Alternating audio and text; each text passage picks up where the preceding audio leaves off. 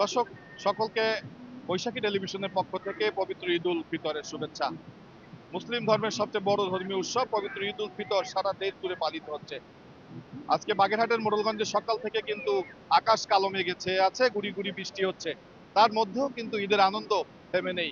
ব্যস্ততম নগরী ছেড়ে রাজধানী ঢাকা সহ বিভিন্ন দেশের প্রান্ত থেকে কিন্তু এই উপজেলায় এসেছেন পরিবার পরিজন নিয়ে ঈদের উৎসব ভাগাভাগি করার জন্য। বলতে চাচ্ছি যে বাগেরহাটের মোড়লগঞ্জের কিন্তু শত বছরেও কিন্তু একটি আধুনিক বিনোদন কেন্দ্র হয়নি। এই পানগুছি নদীর দুপাশ ঘেঁষা মোড়লগঞ্জ উপজেলা, মোড়লগঞ্জ পৌরসভায় কিন্তু একটি বিনোদন কেন্দ্র অতীব প্রয়োজন বলে মনে করছেন স্থানীয় যারা এখানে ঘুরতে আসছেন। চলুন শুনে আসি তারা কি বলছেন, তাদের কি প্রত্যাশা এই মোড়লগঞ্জের বিনোদন কেন্দ্র নিয়ে। আমরা আসছি আমাদের ঈদ মোবারক। আমরা ঈদে কোনো জায়গায় করতে পারি না, আমরা শিশু পার্ক চাই। আমাদের এই পার্ক কোনো জায়গায় মানে পার্ক নেই। অতএব আমরা সবাই চাই জানি এই পার্কটা আরো সুন্দর হোক, আর আমরা জানি সবাই এই জায়গায় আনন্দ। বর্তমান যে সরকার তার কাছে বিনোদন কেন্দ্রের অবশ্যই দরকার আছে। বাচ্চারা খেলাধুলার জন্য কোনো প্লেস নেই, বিশেষ করে কোনো জায়গায় কোনো পার্ক নাই, সবাই ঘরে সীমাবদ্ধ। এর জন্য চাচ্ছি যেন সব জায়গায় বিনোদন কেন্দ্র তৈরি করা হয়। কোনো আনন্দ উপভোগ করার জন্য কোনো একটা জায়গা নেই।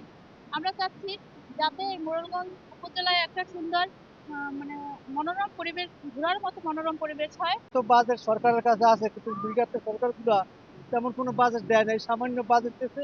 এখন নতুন যে সরকার আসছে, আমরা আশা করি যে টিউনু মহোদয় বা যারা আছে সংসদে এমপি সাহেব, আমি তার কাছে আমার আবেদন যে এখানে যেন ভালো একটা উন্নত মানের পার্ক হয়। সন্তানের মেধা বিকাশের জায়গা হচ্ছে এই বিনোদন কেন্দ্র।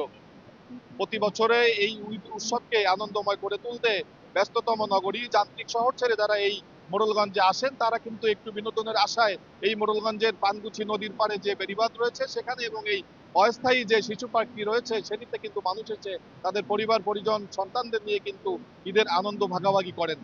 আমরা জানিয়ে রাখতে চাই মোড়লগঞ্জ বাংলাদেশের সর্বদক্ষিণের একটি উপজেলা।